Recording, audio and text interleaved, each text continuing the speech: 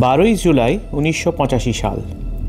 একটা পার্টি থেকে সদ্য বাড়ি ফিরেছিলেন, আর তারপরই গায়ে আগুন লেগে আকস্মিক মৃত্যু। সুইসাইড, অ্যাক্সিডেন্ট না প্রি প্ল্যান্ড মার্ডার? ঠিক কী হয়েছিল 70 আর 80-র দশকের অত্যন্ত জনপ্রিয় অভিনেত্রী মহুয়া রায়চৌধুরীর সঙ্গে? শ্রীমান পৃথ্বীরাজ দিয়ে তার রূপলী চলচ্চিত্র জগতে পদার্পণ। শিপ্রা নাম বদলে রাতারাতি তিনি হয়ে ওঠেন মহুয়া।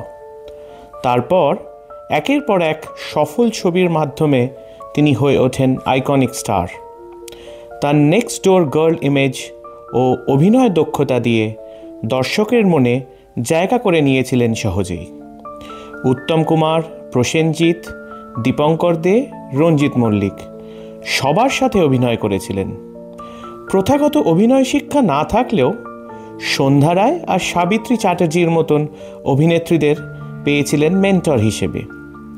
সব কিছু ভালোই চলছিল, কিন্তু হঠাৎ তার জীবনে প্রবেশ করেন গায়ক তিলক চ্যাটার্জি। 1976 সালে বাড়ি রমতে মহুয়া বিয়ে করলেন তিলককে। একমাত্র ছেলে তমালের জন্ম হয় 1979 সালে।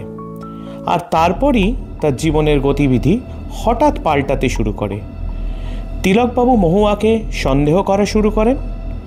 বাড়তে থাকে তার উপর মানসিক ও শারীরিক অত্যাচার। মহুয়ার মানসিক ভাঙনও শুরু হয় তখন থেকেই। মদে আসক্ত হয়ে পড়েন, এমনকি পরপুরুষের সঙ্গে সম্পর্কেও জড়িয়ে যান।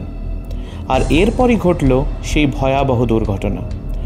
গায়ে আগুন লেগে 80% বার্ন নিয়ে হসপিটালে ভর্তি হন মহুয়া। ডাক্তারদের শত চেষ্টা সত্ত্বেও 22শে জুলাই মাত্র 27 বছর বয়সে মারা যান মহুয়া। তদন্ত শুরু হয়। তিলক জানান যে স্টোভ বাস্ট করে মহুয়ার মৃত্যু হয়েছে, অথচ পরে দেখা যায় স্টোভ একেবারেই ঠিক ছিল। তিলকের নাম সন্দেহের তালিকায় উঠে আসে, কিন্তু প্রমাণের অভাবে তাকে গ্রেপ্তার করা সম্ভব হয় না।